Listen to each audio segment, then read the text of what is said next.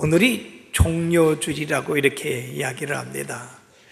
예수님이 예루살렘 성에 입성하실 때 군중들이 종려나무 가지를 들고 흔들고 주님을 환영해서 이게 종려주일이라, 또 다른 말로 순환주일이라 그렇게 얘기를 합니다. 주님의 순환이 시작한 날이기 때문에. 그리고 다음 주일에는 주님이 사망 권세에 이기시고 부활하신 부활절이 되는 겁니다.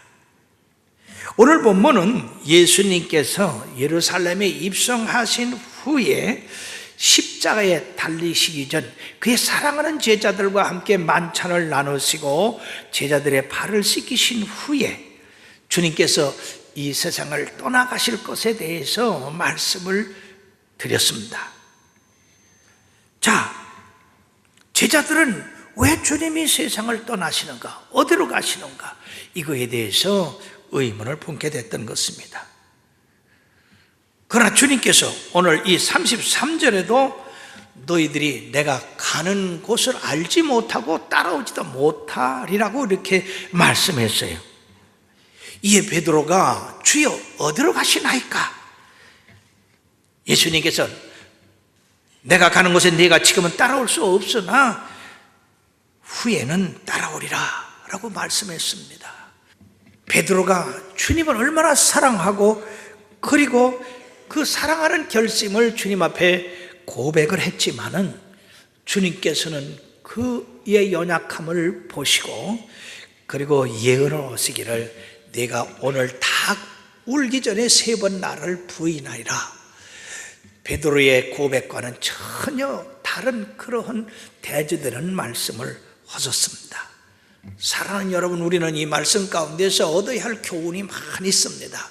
여러분들이 이 말씀을 잘 듣고 그 속에 있는 교훈을 받아서 주님께서 말씀하신 지금은 따라올 수 없으나 후에는 따라오리라 하는 그 말씀으로 주님을 잘 따라가는, 그래서 승리하는 여러분 되시기를 주의 이름으로 축원합니다. 첫 번째 우리가 생각할 것은 주여 어디로 가시나이까 하는 말씀입니다. 베드로가 주님을 사랑하는 사랑은 남달랐습니다. 예수님께서 기도하시는 그 순간 외에는 언제나 주님과 함께 했습니다. 주님이 말씀 전하실 때도, 그리고 주님께서 기적을 행하실 때도, 그리고 주님이 주무실 때도, 특히 중요한 일을 행할 때는 이 베드로는 요한과 야고보와 함께 주님의 곁에 항상 있었습니다. 다른 제자들보다 주님께서는 이 베드로를 특별히 사랑하셨습니다. 그러므로 이 주님과 동고동락하던 이 베드로에게 내가 어디로 가는지 네가 알지 못한다, 따라올 수도 없다, 그러니까 이 베드로가 주여 어디로 가십니까? 라고 묻는 것은 당연한 일이다 하는 것입니다. 그렇다고 볼 때 주님과 동고동락을 3년 6개월 동안 했지만은 주님이 가시는 길도 알지 못하고 주님께서 머무르실 그곳도 알지 못한다고 한다면 이 베드로는 얼마나 무지한 사람이고 무식한 사람인가? 베드로에게만 과연 무지하다고 할 수 있는가? 아닙니다. 우리 모두가 주님의 뜻을 알지 못하는 그런 영적 무지에 쌓여 있다고 하는 것을 우리가 인정할 때 바로 주님을 바로 이해할 수가 있는 것입니다. 그러면 왜 베드로가 이러한 영적 무지에 쌓여 있을까요? 그것은 예수님이 하시는 일을 세상 기준으로 판단하기 때문에 예수님의 그 말씀을 이해할 수가 없었던 겁니다. 무슨 말씀이냐? 예수님께서 너희들은 나를 누구라 하느냐 할 때에 주는 그리스도시여 살아계신 하나님의 아들입니다 라고 하는 고백을 함으로써 베드로는 엄청난 칭찬을 받았어요. 그런데 곧 이어서 주님께서 예루살렘에 올라가 고난을 받으시고 십자가를 지셔야 된다고 하는 말씀을 드렸을 때는 베드로가 앞을 가로막으면서 주님 그러실 수 없습니다 라고 했을 때 베드로가 참 너는 훌륭한 내 제자다 하지 아니하시고 사탄아 뒤로 물러가라, 너는 하나님의 일을 이루지 못하게 하는 방해꾼이라고 그렇게 말씀했어요. 금방 주님의 칭찬을 받은 그가 금방 사탄의 앞잡이가 되는 그런 일을 했습니다. 무엇이 이처럼 같은 사람을 주님의 종으로, 하나님 한 번은 사탄의 종으로 이렇게 바꿔놓았을까요? 주는 그리스도시여 살아계신 하나님의 아들이라고 했을 때는 하나님이 알려주셔서 성령으로 이렇게 말한 거지만은, 그 다음에 주님이 십자가 지지 못하게 한 것은 육신의 생각으로 했기 때문에 그런 것입니다. 그러므로 영과 육의 생각은 하늘과 땅 같은 차이를 내고 있는 것입니다. 두 번째는 예수님은 세상의 권력과 명예를 얻으려고 한 것이 아니고 도리어 고난을 받으시고 십자가의 지식의 우회에서 내 가는 길은 고난의 길이요 순환의 길이요 죽음의 길이요 그리고 부활의 길이라, 그러게 너희들이 알지 못하고 오지도 못한다 하신 것입니다. 자, 이들은 지금 뭐라고 생각하고 있습니까? 예수님이 예루살렘에 올라가면 틀림없이 이스라엘 왕이 될 텐데 그때가 되면 우리는 장관 한 자리쯤은 문제없이 차지할 것이라고 하는 생각을 가지고 가는 그 사람들에게 내가 어디로 갈지 너희들 모르고 무엇을 할지도 모른다고 그렇게 이야기하니까 이게 혼돈이 되는 거예요. 요한복음 6장 27절의 말씀에 보면 그 말씀 가운데 이 사람들이 12장 12절 13절에 보면 온 무리가 예수님 오신다는 말씀을 듣고 종려가지를 꺾어 들고 주님을 환영합니다. 호산나 찬송하리로다 주의 이름으로 오시는 이곳 이스라엘의 왕이시여, 끝에를 보면 이스라엘의 왕이시여 그랬습니다.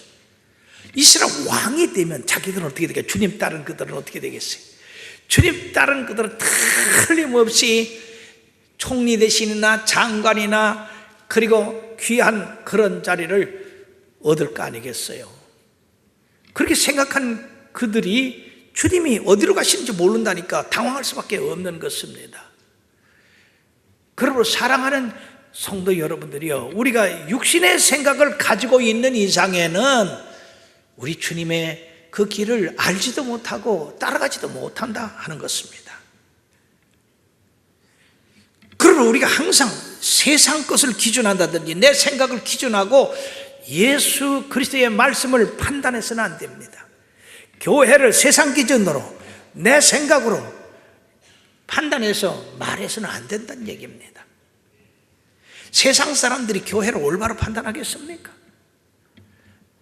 그러므로 요한복음 6장 27절에 썩을 양식을 위하여 일하지 말고 영생하도록 있는 양식을 위하여 하라. 이 양식은 인자가 너에게 주리니 인자는 아버지 하나님께서 인치신 자니라. 우리 예수님만이 영생하도록 있을 양식을 우리에게 줄 수 있다 하는 것입니다. 그리고 사랑하는 여러분들이요, 영적인 일에 관심을 가지시고 육신적인 일을 도모할 때는 주님을 만날 수가 없습니다. 핀란드에 훌륭한 왕 한 분이 아들이 없어서 딸에게 왕위를 물려주라니까 이제 사위가 그 왕의 자리에 오리야 되겠지 않습니까? 그래서 훌륭한 사위를 얻어가지고 내 왕위를 물려줘야 되겠다 그러고 방을 붙였어요. 그랬더니요, 이 핀란드에 있는 청년들뿐 아니라 다른 나라에 있는 청년들도 다 왕이 되겠다고 모였는데 그 중에서 20명의 아주 튼튼하고 무예에 뛰어난 청년들을 골랐습니다. 다음에 이제 지혜에 대한 테스트입니다. 100일 안에 너희들은 하늘과 땅을 잇고 이웃과 이웃을 연결하는 그런 나무를 가지고 와라. 그래가지고 20명의 청년들이 이처럼 흩어져서 하늘과 땅을 잇고 이웃과 이웃을 연결하는 나무를 찾으러 다니는 거예요. 근데 찾을 수 있습니까? 그런 나무를 어떻게 찾아요? 자, 그런데 존 페로라고 하는 청년이 찾다 지쳐가지고 이제 그 정한 날짜는 가까워지고, 그래서 교회에 들어가서 기도를 합니다. 주님, 저는 현명한 왕이 되어서 이 나라에 가난하고 불쌍하고 없는 사람들, 소외된 사람들을 위해서 일하려고 합니다. 주님 도와주시옵소서. 간절히 기도하고 나오다가 보니까 아니 십자가가 눈에 띈 거예요. 야, 바로 저거구나. 그래서 이 존 페로는 나무 십자가를 주님 앞에, 왕 앞에 갖다 줌으로써 합격이 되어서 그 후에 훌륭한 왕이 되었다는 이야기입니다. 사랑하는 여러분들이요, 바로 우리 인간의 생각으로는 주님의 뜻을 이해할 수가 없습니다. 두 번째 우리들이 생각할 것은 지금은 따라올 수 없으나 후에는 따라오리라 하는 말씀입니다. 내가 가는 곳에 네가 지금은 따라올 수 없으나 후에는 따라오리라. 왜 지금은 따라올 수 없으나 후에는 따라올 수 있습니까? 후에 따라갈 수 있으면 지금도 따라갈 수 있을 텐데. 왜냐하면 예수님께서는 베드로의 연약함을 보셨습니다. 즉 예수님이 가시는 길은 형통한 길이 아닙니다. 순환의 길이요, 고난의 길이요, 십자가를 지는 길이었었습니다. 그러니까 지금은 따라올 수가 없다고 한 거예요. 또 두 번째는 아직 베드로가 십자가를 질 그 시기가 되지 않았다는 얘기입니다. 세 번째는 아직 베드로가 이 세상에서 해야 할 일이 많이 남아있다. 그러므로 지금은 따라올 수 없다고 하는 것이에요. 사랑하는 여러분들이요, 여러분들이 죽는 거 두려워하지 마시길 바랍니다. 왜냐하면 우리가 죽고 싶어도 죽지 못하는 것이 주님의 이 뜻이 남아있어요. 그러므로 바울은 내가 주님과 함께 하늘나라에 있는 것이 그것이 내 원이지만은 내가 지금 살아있는 것은 주님께서 내게 맡겨진 그 일을 하기 위해서 살아있다고 했습니다. 그러므로 사나 죽으나 주의 것이로다. 우리가 남아있는 동안에는 절대 죽지 않습니다. 우리가 해야 할 일이 이 세상에 있는 동안에는 절대 주님이 데려가시지 않아요. 그러면 주님이 데려가실 때는 주님께서 이제 모든 걸 마치고 올라오라 그렇게 하시는 것이니까 죽음까지도 받아들일 수 있는 그런 믿음이 되어야 된다는 것입니다. 그러므로 이 말씀 가운데 교훈이 뭡니까? 그것은 우리들이 더 높고 더 깊고 그리고 더 넓은 그런 영적인 경험과 체험, 간증, 그리고 성장이 있어야 된다. 예수 믿자마자 다짜고짜로 우리가 십자가 질 수 있는 건 아니잖아요. 그리고 주님께서 나를 따르려거든 자기를 부인하고 자기 십자가를 져야 된다고 그랬습니다. 베드로는 아직 자신이 있어요. 자기가 뭐든지 하면 될 것 같아요. 뿐만 아니라 예수님께서 부활 승천하셔서 성령을 보내주심으로써 이 베드로와 다른 제자들까지 성령의 충만함을 받은 다음에야 그들이 능력을 받고 그리고 주님이 걸어가신 그 순환의 길도 고난의 길도 핍박받는 길도 걸어갈 수가 있었고 그리고 맡겨진 그 사명도 감당할 수 있었으며 땅끝까지 드러내 증인이라고 하는 그 증인이 될 수 있었고 그리고 예수님이 행하셨던 그 일, 나를 믿으면 내가 행한 일도 너희들이 행할 것이요 나보다 더 큰 일도 행하리라 하는 그 말씀대로 베드로는 주의 말씀을 가지고 전했을 때에 6,000명이 가슴을 찢고 회개하고 주 앞에 돌아왔고, 그리고 안진뱅이가 일어났고 죽은 자가 살아난 그런 일을 행했던 것입니다. 그러므로 지금 내가 따라올 수 없으나 후에는 따라오리라고 하는 그 말씀은 이와 같이 그 믿음이 성장하고 그리고 성령 충만 받은 다음에 주님께서 말씀하신 것이다 하는 것입니다. 베드로가 순교한 이야기가 전설로 내려오는데, 베드로가 로마에 가서 복음을 전해서 많은 형제자매들이 생기고 교회들이 생기게 됐어요. 근데 그 당시에 네로라고 하는 그 잔인한 황제가 예수 믿는 사람들을 다 잡아다가 짐승에 밥으로 주고 불에 태워 죽이고 십자가에 못 박혀 죽게 하고 그러한 그 잔인한 일을 했습니다. 그래서 크리스찬들이 이렇게 잡혀가는 그때의 성도들이, 사도님 당신만은 잡혀서는 안 됩니다. 그러니까 당신은 피신하십시오. 그래가지고 베드로를 억지로 이렇게 피신을 시켜서 베드로가 이제 로마를 벗어나가지고 막 가는데, 아니 예수님이 말씀해요. 자기가 떠나온 그 로마를 향하여 가시는 거예요. 그래서 주여 어디로 가시나이까? 이 라틴 말로 하면 이오네 크어바디스라고 하는 말인데, 그때 주님이 나는 네가 버리고 온 형제 자매에게 가노라. 세상에 이 베드로가 깜짝 놀랐습니다. 양심에 큰 타격을 받았어요.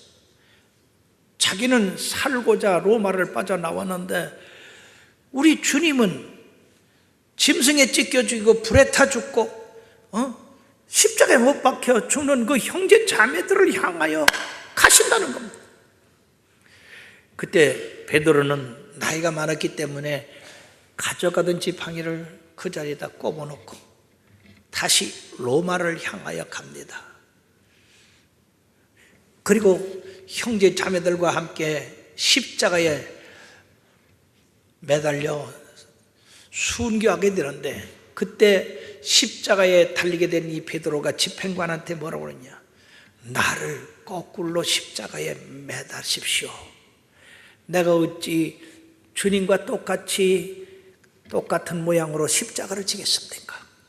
그래서 베드로는 거꾸로 십자가에 못 박혀서 순교했다고 하는 이야기입니다. 그 후에 그 꼽아놨던 지팡이가 살아나가지고 큰 거목이 됐다고 하는 그런 전설이에요. 사랑하는 성도 여러분, 우리가 믿음이 약하다고 해서 우리가 그런 사람을 업신여기거나 배척해서는 안 됩니다. 누구나 다 믿음이 처음서부터 성장하고 장성한 믿음의 분량에 이르는 것이 아니라 시간이 갈수록 믿음이 장성한 분량에 이르게 되는데, 어떤 사람은 빨리 되고 어떤 사람은 늦게 되고, 그렇기 때문에 빨리 되는 사람은 늦게 되는 사람을 기다려야 되고, 늦게 되는 사람은 빨리 쫓아가려고 애를 써야 될 줄 믿습니다. 그러므로 믿음이 약하다고 우리가 배척하거나 너는 쓸데없다 그럴 수가 없다고 하는 것이, 이 베드로는 믿음이 있는 것 같으나 주님이 오실 때는 없는 사람 아니에요. 그러나 주님께서 그를 버리지 않으셨어요. 그리고 오늘날 교회에서도 같은 주님의 그러한 자비한 마음, 너그러운 마음, 관용의 마음, 용서하는 마음을 갖고 사람들을 대하게 될 때 주님의 나라가 세워질 줄로 믿습니다. 뿐만 아니라 하나님의 나라는요, 다양한 그릇들이 있어요. 그러므로 디모데 후서 2장 20절의 말씀에 보면 큰 집에는 금그릇과 은그릇뿐 아니라 나무그릇과 질그릇도 있어 귀하게 쓰는 것도 있고 천하게 쓰는 것도 있다. 교회에도 다 그런 다양한 그릇들이 모여서 우리 하나님의 나라를 이루는 줄 믿습니다. 한 번 실수했다고 해서, 실패했다고 해서 안 된다, 그렇게 해서는 안 되는데, 자, 안디옥 교회에서 바울과 바나바를 세워가지고 선교사로 파송을 했습니다. 그때 마가 요한도 따라 나섰죠. 이 마가는 그때 젊은 청년이었어요. 근데 여러분이 선교가 그렇게 쉬운 것입니까? 낯 쏠고 물 쏠고 말 쏠고 먹는 거 쏠고 잠자리 불편하고 계속해서 그런 고난이 닥치니까 이 마가는 밤빌리아에 가가지고 견디지를 못하고 돌아왔어요. 그 다음에 2차 세계 선교를 나갈 때에 이 바나바가 마가도 데려가자, 그렇게 안 된다. 그런 고난도 이기지 못하는 사람을 데려가서 뭐 하려고 하느냐, 또 돌아온다, 안 된다. 그래서 이 바나바는 마가와 함께 구부로로 떠났고, 바울은 실라와 함께 또 2차 선교를 나갔던 것입니다. 자, 세월이 흘렀습니다. 바울이 로마 감옥에 갇혀서 이제 하나님 앞에 갈 날도 가까웠습니다. 그때 디모데에게 뭐라고 편지한 줄 아십니까? 디모데 후서 4장 11절에 말씀해 보면, 누가만 나와 함께 있느니라, 네가 올 때에 마가를 데리고 오라. 마가를 데리고 오라. 그가 나의 일에 유익하니라. 마가는 청년 때는 바울에게 무익한 사람이 됐는데, 세월이 흘러서 그가 이처럼 장성한 믿음의 분량에 이르게 되니까 바울에게 유익한 사람, 하나님 나라에 유익한 사람이 됐다. 사람은 10번 변한다라고 하는 말씀이 있지 않습니까? 그러니까 우리가 예수 안에서 이처럼 날마다 변화되고 새롭게 되기를 간구해서 독수리가 날개치며 올라감 같은 그런 신앙의 용사들이 되기를 주의 이름으로 축원합니다. 세 번째는요, 내가 나를 3번 부인하리라 하는 말씀입니다. 베드로는 자존심이 상했어요. 나의 가는 길을 네가 알지 못한다, 못 따라온다 그랬더니, 아, 주님 무슨 말씀입니까? 내가 죽는 자리까지 갈 겁니다 그랬는데, 3번, 오늘 밤에 3번 나를 부인하리라 그 말씀을 들었으니 얼마나 자존심이 상하겠어요. 사랑하는 주님을 위해서 목숨까지 버리고 모든 걸 다 희생하려고 했는데, 그러나 우리가 여기서 한 가지 배워야 될 점은 베드로의 결심이라 하는 것입니다. 비록 베드로는 앞으로 실수를 합니다. 주님을 부인합니다. 그 말씀대로 달기 울기 전에 3번 주님을 부인합니다. 그래도 현재는 그의 각오는 무엇입니까? 내가 목숨을 버리기까지 주를 따르겠나이다. 이 베드로의 말은 진실한 말이었어요. 문제는 그가 육신이 약하기 때문에 그렇다고. 그러나 사랑하는 여러분들이, 우리의 결심이 죽기까지 주님을 따르겠습니다 라고 하는 그런 결심을 가져야 된다. 그런 결심을 가져도 가다가 실패하고 넘어지고 쓰러지는데, 그런 결심마저 갖지 않을 때에 얼마나 쉽게 떠나가고 부인하고 겨처럼 날아가겠습니까? 네가 나를 위하여 네 목숨을 버리겠느냐? 내가 진실로 네게 이르노니 닭 울기 전에 네가 3번 나를 부인하리라. 참 까무러칠 일입니다. 왜 주님께서 이런 말씀을 하셨을까요?